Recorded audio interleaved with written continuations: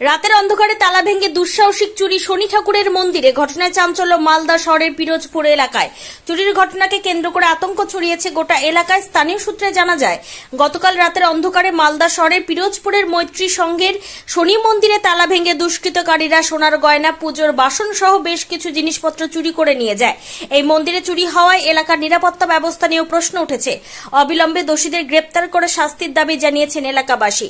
এই বিষয়ে এলাকার প্রাক্তন কাউন্সিলর রমা প্রসাদ ব্যানার্জি জানান, গতকাল রাতে পিরোজপুরের মৈত্রী সংঘের শনি মন্দিরে তালা ভেঙে কে বা কারা সোনার গয়না এবং বাসনপত্র নিয়ে চম্পট দেয়।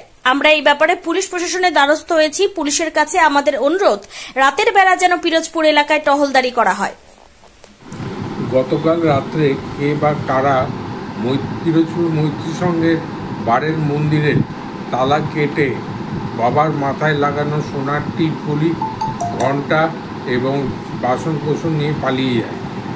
আমরা পুলিশ প্রশাসনকে সহযোগিতা চাইছি এবং অনুরোধ করছি পিরোজপুর এলাকাতে যেন একটু রাতে টহলদারি করা হয়।